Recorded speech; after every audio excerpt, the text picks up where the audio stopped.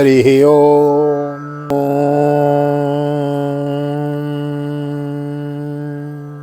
जय श्री राधे, जय श्री कृष्ण। आप सभी को once again welcome to all of you our channel. एक बार आप सभी का बहुत बहुत स्वागत है आप ही के यूट्यूब चैनल भक्ति मार्ग वृंदावन। मैं राधेश्याम वशिष्ठ हृदय से आप सभी का बहुत बहुत स्वागत करता हूं और ले चलता हूं आज की पावन कथा प्रसंग में। श्रीमद् भागवत के षष्ठम अध्याय में आज हम प्रवेश करेंगे, नवम स्कंद के षष्ठम अध्याय में, जिसके अंतर्गत इक्ष्वाकु के वंश का वर्णन, मांधाता और शौभरी ऋषि के वंश का वर्णन हम श्रवण करेंगे। बड़भागी हैं हम आप लोग जो श्रीमद् भागवत की बृहद कथा श्रवण करने को मिल रही है। एक निवेदन अवश्य करना चाहूँगा, नए आए हैं तो चैनल को सब्सक्राइब कर लें और वीडियो को पूरा देखा करें। इससे क्या होगा कि श्रीमद् भागवत के 18,000 श्लोकों को श्रवण करने का, मूल पाठ श्रवण करने का, मूल कथा श्रवण करने का आपको फल मिलेगा, लाभ मिलेगा। श्रीमद् भागवत क्या है? यह अथाह सागर है। इसमें जो 18,000 श्लोक हैं यह क्या है? यह एक एक मोती हैं। यह जीवन में आनंद प्रदान करने वाले हैं। इसीलिए तो जीवन का सार यह श्रीमद् भागवत विस्तार से यहाँ आपको सुनाया जा रहा है। मन में एक भाव था, कभी समय मिलेगा तो विस्तार करेंगे। भागवत का विस्तार हो रहा है, आप सभी लोगों का सहयोग मिल रहा है। तकरीबन 5,000 सब्सक्राइबर होने जा रहे हैं। तो वीकेवीपीएस परिवार भक्ति मार्ग वृंदावन हमारे इस चैनल के, देखो नेम में भी थोड़ा करेक्शन किया गया। लोगों का ऐसा रुझान आ रहा था कि महाराज वीकेवीपीएस सर्च करने में बड़ी प्रॉब्लम होती है, तो इसको भक्ति मार्ग वृंदावन हमने कर दिया है। तो भक्ति मार्ग वृंदावन के परिवार के सदस्य बनने के लिए आप सभी को हृदय से बहुत बहुत धन्यवाद। तकरीबन 5,000 की संख्या पूर्ण होने जा रही है। आप सभी इसके लिए धन्यवाद के पात्र हैं। और नए आए हैं तो चैनल को सब्सक्राइब जरूर कर लें, बेल आइकन को भी प्रेस कर दें। मैं निवेदन कर रहा था कि वीडियो को पूरा श्रवण किया करें। अब देखो, पिछले अध्याय की 15वें अध्याय की हमने कथा श्रवण करी तो उसमें 27 श्लोक थे। उससे पूर्व जो 14वां अध्याय था ना, उसकी कथा हमने श्रवण करी तो उसमें 69 समथिंग 69 श्लोक थे। तो जहाँ श्लोक अधिक होते हैं, अध्याय बढ़ जाता है, वह कथा का विस्तार हो जाता है। तो उस समय पेशेंस, धैर्य रखें और धैर्य रख के सुने, एक भी श्लोक मिस न करें। यदि आप जरा भी कथा मिस करते हैं तो मानो मूल भागवत से वंचित रह गए। मूल पाठ में हमें कोई कमी न रह जाए, कोई त्रुटि न रह जाए, इसलिए आपको बृहद रूप से यह कथा श्रवण कराई जा रही है। ज़्यादा विशेष न कहते हुए बस इतना ही कहूँगा कि प्रथम बार आए हैं चैनल पर तो चैनल को सब्सक्राइब कर लें। और यदि यह वीडियो आप हमारे वीकेवीपीएस परिवार फेसबुक पेज के माध्यम से देख रहे हैं तो हमारे फेसबुक पेज को भी फॉलो कर लें। यही आईडी हमारी इंस्टाग्राम पर भी है, तो वहाँ जाके भी आप हमें फॉलो कर सकते हैं। आइए देर न करते हुए ले चलता हूँ आज की पावन कथा प्रसंग में। सर्वप्रथम करेंगे भगवान नाम संकीर्तन। श्री कृष्ण गोविंद हरे मुरारी, नाथ नारायण वासुदेव। श्री कृष्ण गोविंद हरे मुरारी, हे नाथ नारायण वासुदेव। हे नाथ नारायण वासुदेव, हे नाथ नारायण वासुदेव। श्री कृष्ण गोविंद हरे मुरारी, हे नाथ नारायण वासुदेव। नारायणं नमस्कृत्यं नरं चैव नरोत्तमं देवीं सरस्वतीं व्यासं ततो जयमुदीरयेत्। कृष्णाय वासुदेवाय हरये परमात्मने प्रणतक्लेशनाशाय गोविन्दाय नमो नमः। ओम नमो भगवते वासुदेवाय। श्रीमद्भागवत महापुराणम् अथ षष्ठोऽध्यायः। अथ नवमः स्कन्धः अथ षष्ठोऽध्यायः। श्रीशुक उवाच विरूपकेतमाक्षम्भूरम्भसी सुतास्त्रय विरूपात्पृष्ठदृष्टोऽभूत्। तत्पुत्रस्तु रतितरस्तया प्रज्य रतितरस्या प्रजस्य भार्यायां तन्तवेर्तित अंगिराजनयामास ब्रह्मवर्चस्विन। सुतान् श्री सुखदेव जी कहते हैं, परीक्षित अम्बरीश के 3 पुत्र थे, विरूप, केतुमान और शंभु। विरूप के प्रसदस्व और उसका पुत्र रतितर हुआ। रतितर संतानहीन था। वंश परंपरा की रक्षा के लिए उसने अंगिरा ऋषि से प्रार्थना की। उन्होंने उसकी पत्नी से ब्रह्म तेज से संपन्न कई पुत्र उत्पन्न किए हैं। एते क्षेत्रे प्रसूता वे पुनस्त्वांगिरिशां स्मृतो रतितराणां प्रवरा छत्रोपेता द्विजातयो। क्षुभतस्तु मनोर्यज्ञे इक्षाकुर्घ्रणतः सुतः तस्य पुत्रः सुतज्येष्ठा विकुक्षीः निमिदण्डकम्।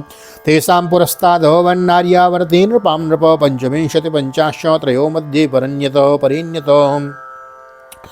यद्यपि ये सब रथीतर की भार्या से उत्पन्न हुए थे, इसलिए इनका गोत्र वही होना चाहिए था जो रथीतर का था।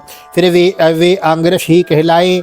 वे ही रथीतर वंशियों के प्रवर कुल में सर्वश्रेष्ठ पुरुष कहलाए, क्योंकि ये क्षत्रोपेत ब्राह्मण थे। क्षत्रिय और ब्राह्मण दोनों गोत्र से इनका संबंध था। परीक्षित, एक बार मनुजी छींकने पर उनकी नासिका से इक्ष्वाकु नाम का पुत्र उत्पन्न हुआ। इक्ष्वाकु के 100 पुत्र थे, उनमें सबसे बड़े 3 थे, विकुक्षी, निमि और दंडक। स एकदाष्टका श्राद्धे इक्ष्वाकुस्तमादिशत् में मांसमानीयताम्यद्यं विकुक्षे क्षमाचिरं तथेति स वनं गत्वा मृगान् हत्वा क्रियारणान् श्रान्तो बुभुक्षितो वीरसंचादपस्मृति शेषं निवेदयामास पित्रे तेन च तद्गुरु चोदितो प्रोक्षणायाः दुष्टमेतद् कर्मकम्। परीक्षित, उनसे छोटे 25 पुत्र हुए। आर्यवर्त के पूर्व भाग के और 25 पश्चिम भाग के तथा उपरोक्त 3 मध्य भाग के अधिपति हुए। से 47 दक्षिण और अन्य प्रांतों के अधिपति हुए। एक बार राजा इक्ष्वाकु ने अष्टका श्राद्ध के समय अपने बड़े पुत्र को आज्ञा दी, विकुक्षे, शीघ्र ही जाकर श्राद्ध के योग्य पवित्र पशुओं का मांस लाओ। वीर विकुक्षी ने बहुत अच्छा कहकर वन की यात्रा की। वहाँ उसने श्राद्ध के योग्य बहुत से पशुओं का शिकार किया। वह थक तो गया था, भूख भी लग आई थी, इसलिए यह बात भूल गया कि श्राद्ध के लिए मारे हुए पशुओं को स्वयं न खाना चाहिए। उसने एक खरगोश खा लिया। विकुक्षी से बचा हुआ मांस लेकर आपने पिता को दिया। इक्ष्वाकु ने जब अपने गुरु से उसे प्रोक्षण करने के लिए कहा, तब गुरुजी ने बताया कि यह मांस तो दूषित है, श्राद्ध के अयोग्य है। ज्ञात्वा पुत्र स्थित कर्म गुरुणाभिहितं नृपो देशान्निसारयामास सुतं दग्ध विधिं रस सतो विप्रेण संवादं जपकेन समाचरन् त्यक्त्वा कलेवरं योगी स तेनावापवयत्परं पितर्युपरते भिद्य विकुक्षी पृथिवीमिमां सासदीजे हरिं यज्ञे साधो इति विश्रुतो। परीक्षित, गुरुजी के कहने पर राजा इक्ष्वाकु को अपने पुत्र की करतूत का पता चल गया। उन्होंने शास्त्रीय विधि का उल्लंघन करने वाले पुत्र को क्रोधवश अपने देश से निकाल दिया। तदनंतर राजा इक्ष्वाकु ने अपने गुरुदेव वशिष्ठ से ज्ञान विषयक चर्चा की। फिर योग के द्वारा शरीर का परित्याग करके उन्होंने परम पद प्राप्त किया है। पिता का देहांत हो जाने पर विकुक्षी अपनी राजधानी में लौट आया और इस पृथ्वी का शासन करने लगा। उसने बड़े बड़े यज्ञों से भगवान की आराधना की और संसार में शशादन के नाम से प्रसिद्ध हुआ है। पुरंजयस्तस्य सुत इंद्रवाह इति ऋत ककुत्स्थ इति चाप्युक्त शृणुनामानि कर्मभिः कृतान्तो आसीत् समरो देवानां स दानवैः पार्ष्णग्राहो व्रतो वीरो देवर्दित्य पराजितैः वचनाद्देवदेवस्य विष्णुर्विश्वात्मनः प्रभो विवाहनत्वे व्रतस्तस्य बभूर्वेन्द्रो महावृषो। विकुक्षी के पुत्र का नाम था पुरंजय। उसी को कोई इंद्रवाह और कोई कुकुत्स कहते हैं। जिन कर्मों के कारण उसके ये नाम पड़े थे उन्हें सुनो। सत्ययुग के अंत में देवताओं का दानवों के साथ घोर संग्राम हुआ था। उसमें सबके सब देवता दैत्यों से हार गए। जब उन्होंने वीर पुरंजय को सहायता के लिए अपना मित्र बनाया, पुरंजन ने कहा कि यदि देवराज इंद्र मेरे वाहन बने तो मैं युद्ध कर सकता हूँ। पहले तो इंद्र ने अस्वीकार कर दिया, परंतु देवताओं के आराध्य देव सर्वशक्तिमान विश्वात्मा भगवान की बात मानकर पीछे वे एक बड़े भारी बैल बन गए। ससन्नद्धो धनुर्दिव्यम आदाय विशिखांचितान् स्तूयमाना समारुह्य युत्सु कुकुदिस्थितो तेजसा व्याजितो देवष्णो पुरुषस्य वरात्मनो प्रतीच्यां दिशदित्यानां निरुणदृशे परं दैत्यस्य तेस्तस्य चाभूत्प्रदनं तुमलं लोमहर्षणं यमायो भल्लैरनियति दैत्यान्यो भेयोर्मृधे। सर्वांतर्यामी भगवान विष्णु ने अपनी शक्ति से पुरंजय को भर दिया। उन्होंने कवच पहनकर दिव्य धनुष और तीखे बाण ग्रहण किए। इसके बाद बैल पर चढ़कर वे उसके गोद ढील के पास बैठ गए। जिस प्रकार वे युद्ध के लिए तत्पर हुए, तब देवता उनकी स्तुति करने लगे। देवताओं को साथ लेकर उन्होंने पश्चिम की ओर से दैत्यों के नगर को घेर लिया है। तस्येष्युत्पातभिमुखं युगान्ताग्निमिवुल्बणं विसृज्य दुद्रोवृदैत्य हन्यमाना सुमालयं जित्वा पुरं धनं सर्वं सश्रीकं वज्रपाणये प्रत्यक्षत्सराजरसीरिति नाम विरारत। पुरञ्जयस्य पुत्र भोजनेनासस्तुस्वतः पृथो विश्वरन्धे सतश्चन्द्रोर्यवनाश्वस्य तत्सुतः। पुरंजन ने बाणों द्वारा उन्हें वीर पुरंजय दैत्यों के साथ अत्यंत रोमांचकारी घोर संग्राम हुआ। युद्ध में जो दैत्य उनके सामने आए, पुरंजय ने बाणों के द्वारा उन्हें यमराज के हवाले कर दिया। उनके बाणों की वर्षा क्या थी, प्रलय काल की धधकती हुई आग थी। जो भी उसके सामने आता छिन्न भिन्न हो जाता। दैत्यों का साहस जाता रहा। वे रणभूमि छोड़कर अपने अपने घरों में घुस गए। पुरंजय ने उनका नगर, धन और ऐश्वर्य सब कुछ जीतकर इंद्र को दे दिया। इसी से उन राजर्षि को पुर जीतने के कारण पुरंजय, इंद्र को वाहन बनाने के कारण इंद्रवाह और बैल के कुकुट पर बैठने के कारण कुकुत्स कहा जाता है। सावस्तत्सत्तो ये न सावस्ती निर्ममे पुरी बृहदस्वस्तु साविस्तस्तुत कुवलयास्वक। पुरंजय का पुत्र था अनेना, उसका पुत्र पृथु हुआ। पृथु के विश्वरंधी, उसके चंद्र और चंद्र के यौवनाश हुआ है। य प्रियार्थ मृतकृष्य धुंधु नाम सुरम बलि सुता नामे कविंसत्य सहस्रैरहनद्वृतो धुंधुमारो इति ज्ञातो तत्सतास्ते च जज्वलो धुंधोर्मुखाग्निना सर्वेत्रय एवावशेषितो। दृढास्व कपिलाश्वस्य भद्रास्व इति भारतो दृढास्व पुत्रो हर्यस्सो निकुम्भस्तत्सुत स्मृतो। युवनाश्व के पुत्र हुए सावस्त, जिन्होंने सावस्तीपुर बसाई। सावस्त के बृहदस्व और उसके कुवलयास्व हुए। ये बड़े बली थे। इन्होंने उन तक ऋषि को प्रसन्न करने के लिए अपने 21,000 पुत्रों को साथ लेकर धुंध नामक दैत्य का वध किया। इसी से उनका नाम हुआ धुंधमार। धुंध दैत्य के मुख की आग से उनके सब पुत्र जल गए, केवल 3 ही बचे रहे थे। दृढ़ास्व कपिलाश्वश्च भद्रास्व इति भारतो दृढ़ास्व पुत्रो हर्यस्सो निकुम्भस्तत्सुत स्मृतो। वरेणास्व निकुम्भस्य कृशास्वस्तास्य सेनजित् यौवनास्व सुभोत्तस्य सोनपत्यो वनं गतो भार्यासतेन निर्विण्ण ऋषयोस्य कृपालवो इष्टिस्म वर्तया शक्रोरेन्द्रिं ते सुषमाहितो परीक्षेत। बचे हुए पुत्रों के नाम थे दृढ़ास्व, कपिलास्व और भद्रास्व। दृढ़ास्व हर्यस्व और उससे निकुम्भ का जन्म हुआ है। निकुम्भ के बर्हणास्व, उसके कृशास्व, कृशास्व के सेनजित और सेनजित के यौवनाश्व नाम का पुत्र हुआ। यौवनाश्व संतानहीन था, इसलिए वह बहुत दुखी होकर अपने 100 स्त्रियों के साथ वन में चला गया। वहाँ ऋषियों ने बड़ी कृपा करके यौवनाश्व से पुत्र प्राप्ति के लिए बड़ी एकाग्रता के साथ इंद्र देवता का यज्ञ कराया है। राजा तद्रयज्ञ सदनं प्रविष्टो निशितर्षितो दृष्ट्वा शयानान् विभ्रास्तान् पपो मंत्र जलम स्वयं उत्थितास्तेन शम्यात विदुकं कलशं प्रभो पप्रक्षु कश्य कर्मेदं पीतं पुंसो वनं जलम। एक दिन राजा यौवनाश्व को रात्रि के समय बड़ी प्यास लगी। वो यज्ञशाला में गया, किंतु वहाँ देखा कि ऋषि लोग तो सो रहे हैं। तब जल मिलने का और कोई उपाय न देखा, उसने वह मंत्र से अभिमंत्रित जल ही पी लिया। परीक्षित, जब प्रातःकाल ऋषि लोग सोकर उठे, उन्होंने देखा कि कलश में तो जल ही नहीं है। तब उन लोगों ने पूछा कि यह किसका काम है, पुत्र उत्पन्न करने वाला जल किसने पी लिया। राजा पीतम विदित्वा ता ईश्वर प्रहितेन ते ईश्वराय नमश्चक्रुरहो देव बलं बलं ततः कालो पावृद्धे कुक्षं निर्वेद्य दक्षिणं यौवनाश्वस्य तनयः चक्रवर्ती जजानः कं दास्यति कुमारोऽयं स्तन्यं रोरूयते वृषं मां दाता वत्स माम्रोधि रीतीन्द्रो दोषनीमदात्। अंत में जब उन्होंने यह मालूम हुआ कि भगवान की प्रेरणा से राजा यौवनाश्व ने ही उस जल को पी लिया है, तो उन लोगों ने भगवान के चरणों में नमस्कार किया और कहा, धन्य है भगवान, भगवान का बल ही वास्तव में बल है।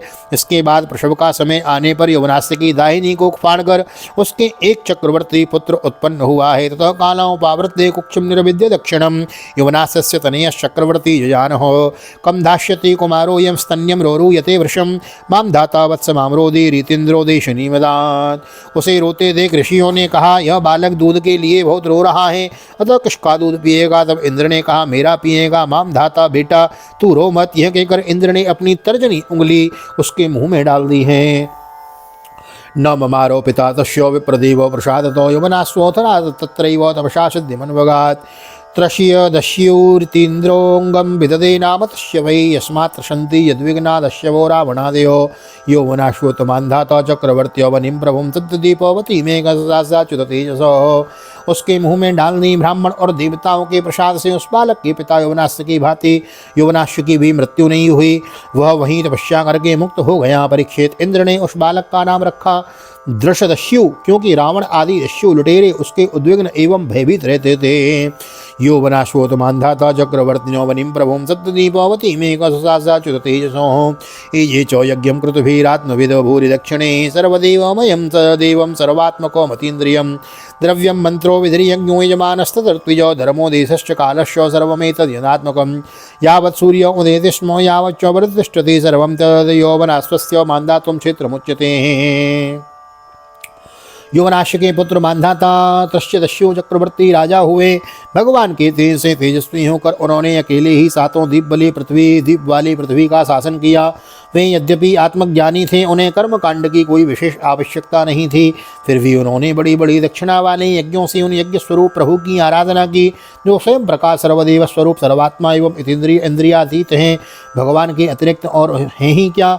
यज्ञ की सामग्री, मंत्र, विधि विधान, यज्ञ यजमान, ऋत्विज, धर्म, देश और काल, सब यह सब के सब भगवान का ही स्वरूप हैं। परीक्षित, जहाँ से सूर्य का उदय होता है और जहाँ भी अस्त होते हैं, वह सारा का सारा भूभाग युवनाश्य के पुत्र मांधाता के ही अधिकार में था। सस बिंदुरुद्भितरे बिंदुमत्यावधानृपो पुरुकुत्सव संबरीशं मुचुकुंदम जयोगिनं तेषां सुसारो पंचाशत्सो वरिं बभ्ररेपतिं यमुनान्तर्जले मग्नस्तप्यमानो वरन्तप निवृत्तिं मीनराजस्य वीक्ष्य मेतुनधर्मिणो जातस्पृहो नृपं विप्र कन्यामेकामया चतो सोऽप्ययाहो गृह्णतां ब्रह्मन् कामं कन्यां स्वयंवरे। कामं कन्या स्वयंवरे। राजा मांधाता की पत्नी जसबिंदु की पुत्री बिंदुमती थी। उसके गर्भ से उसके 3 पुत्र हुए, पुरुकुत्स, अम्बरीश, ये दूसरे अम्बरीश हैं, और योगी मुचकुंद, इनकी 50 बहनें थीं। उन 50 ने अकेले ही शौभरी ऋषि को पति के रूप में वर्ण किया था। परम तपस्वी शौभरी जी एक बार यमुना जल में डुबकी लगाकर तपस्या कर रहे थे।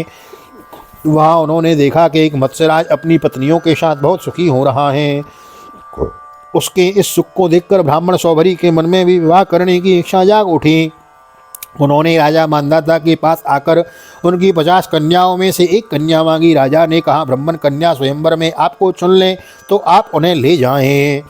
यमुनान्तर्जले मग्नस्तप्यमानः वरन्तप निवृत्तिं मीनराजस्य वीक्ष्य मेतुनधर्मिणो जातस्पृहो नृपं विप्र कन्यामेको मया चतो सोऽप्याः गृह्णतां ब्रह्मन् कामं कन्या स्वयंवरे। राजा ने देखा कि यह तो महात्मा है, बाबा है, संत है, मैं अपनी बेटी इसको क्यों पाऊँ। 50 पुत्रियाँ थी ना, लेकिन उनकी विवाह की चिंता थी, तो उन्होंने कह दिया, महाराज ये 50 में से कोई आपको पसंद कर ले तो उसी से ब्याह कर लेना। और देखो आगे कथा सुनो। ऐसा स्वरूप बनाया ऋषि ने कि 50 की 50 कन्याएं बोली कि महाराज हम तो आप ही के संग चलेंगी।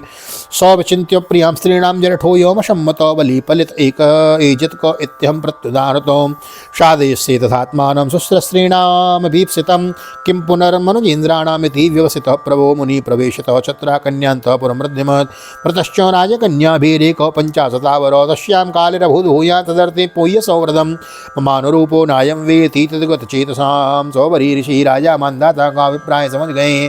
उन्होंने सोचा कि राजा ने इसलिए मुझे ऐसा सूखा जवाब दिया है। अब मैं बूढ़ा हो गया हूँ, शरीर में झुर्रियाँ पड़ गई हैं, बाल पक गए हैं और सिर कांपने लगा है। अब कोई स्त्री मुझसे प्रेम नहीं कर सकती। अच्छी बात है, मैं अपने को ऐसा सुंदर बनाऊंगा कि राजकन्याएं तो क्या देवांगनाएं भी मेरे लिए लालायत हो जाएंगी। ऐसा सोचकर समर्थ शौभरी ने वैसा ही किया। फिर क्या था, अंतःपुर के रक्षक ने शौभरी मुनि को कन्याओं के सजे सजाए महल में पहुंचा दिया। फिर तो उन्हें 50 राजकन्याओं ने एक शौभरी को ही अपना पति ही चुन लिया है। उन कन्याओं का मन शौभरी जी में इस प्रकार आसक्त हो गया कि वे उनके लिए आपस के प्रेम भाव को तिलांजलि देकर परस्पर कलह करने लगी और एक दूसरे से कहने लगी कि ये तुम्हारे योग्य नहीं है, मेरे योग्य है। सबौवचस्ताभिरपारणीयो तपस्रिया नर्ग परीक्षतेषु गृहेषु नानोपवनामलम्भव सरस्सु सौगन्धिक काननेषु महारसंयासन वस्त्रभूषण स्नानानुलेपां व्यवहार माल्यकेषु अलङ्कृत स्त्री पुरुषेषु नित्यदा रेमेनु गायत विदुजवंग वंदे सोदजवरंग वंदे सो। ऋग्वेदों की शौभरी ने ऋग्वेदी शौभरी ने उन सभी का पाणी ग्रहण कर लिया। वे अपनी अपार तपस्या के प्रभाव से बहुमूल्य सामग्रियों से सुसज्जित अनेकों उपवनों और निर्मल जल से परिपूर्ण सरोवरों से युक्त एवं सौगंधिक पुष्पों के बगीचों से घिरे हुए महलों में बहुमूल्य शैया, आसन, वस्त्र, आभूषण, स्नान, अनुलेपन, सुस्वादु भोजन, पुष्पमालाओं के द्वारा अपनी पत्नियों के साथ विहार करने लगे। सुंदर सुंदर वस्त्राभूषण धारण किए स्त्री पुरुष सर्वदा उनकी सेवा में लगे रहते। कहीं पक्षी चहकते रहते तो कहीं भौरे गुंजार करते रहते और कहीं कहीं बंदीजन उनकी वृद्धावली का बखान करते रहते हैं। यदगारहस्तस्य तुम संवीक्ष सत्यदीपवती पति विस्मित स्तंभ मजहातो सार्वभौम श्रियान्वितम एवं एवं गृहीत्वा विरतो विषयान् विविधे सुखे स्वयमानो न चातुष्यात् राज्यस्तों के रिवानलः। सत्यदेववती पृथ्वी के स्वामी मानदाता सौभरी जी को इस गृहस्थी का सुख देखकर आश्चर्यचकित हो गए। उनका यह गर्व है कि मैं सार्वभौम संपत्ति का स्वामी हूँ। जाता रहा इस प्रकार सौभरी जी गृहस्थी के सुख में रम गए और अपनी निरोग इंद्रियों से अनेक विषयों का सेवन करते रहे। फिर भी जैसे घी की बूंदों से आग तृप्त नहीं होती, वैसे ही उन्हें संतोष नहीं हुआ। स कदाचिदुपासीनो आत्मपहुवनमात्मनो ददर्श बहुचाचार्यो मीनशंग समुत्थितम् औ इमं पश्यत मे विनाशं तपस्विनः सच्चरितव्रतस्य अंतर्जले वारिचर प्रसंगात् प्रत्यावितं ब्रह्मचिरं धृतं यत्। ऋग्वेदाचार्य सौभरी जी एक दिन स्वस्थ चित्त से बैठे हुए थे। उस समय उन्होंने देखा कि मत्स्यराज के इस क्षण भर के संग में मैं किस प्रकार अपनी तपस्या तथा अपना आपा तक खो बैठा। वे सोचने लगे, अरे मैं तो बड़ा तपस्वी था, मैंने भली भांति अपने व्रतों का अनुष्ठान भी किया, मेरा यह अधा पतन तो देखो। मैंने दीर्घ काल से अपने ब्रह्म तेज को अक्षुण्ण रखा था, परंतु जल के भीतर विहार करती हुई एक मछली के संसर्ग से मेरा यह ब्रह्म तेज नष्ट हो गया। संगम त्यक्तेज मिथुन व्रतिनाम मुमुक्षु सर्वात्मना न विसर्जेत बहिरेन्द्रियाणि एकश्चरन् रहस्यचिन्तमनन्त ईसे युञ्जीत तद्व्रत सुसाद सुचेत प्रसंग एकस्त्वपस्त्व महतां वसि मत्स्य संगात् पंचादशाद सुमत पंच सहस्र सर्ग नान्तं व्रजामि भयकृत्य मनोरथानां मायर गुणैर्हतमतिर् विषयेर्थ भाव। अतः जैसे मोक्ष की इच्छा है, उस पुरुष को चाहिए कि वह भोगी प्राणियों का संग सर्वदा छोड़ दे और एक क्षण के लिए भी अपनी इंद्रियों को बहिर्मुख न होने दे, अकेला ही रहे और एकांत में अपने चित्त को सर्वशक्तिमान भगवान में ही लगा दें। यदि संग करने की आवश्यकता ही है तो भगवान के अनन्य प्रेमी निष्ठावान महात्माओं का ही संग करें। मैं पहले एकांत में अकेला ही तपस्या में संलग्न था, फिर जल में मछली का संग होने से विवाह करके 50 हो गया और संतानों के रूप में 5000 हो गया। विषयों में चित्त बुद्धि होने से माया के गुणों ने मेरी बुद्धि हर ली।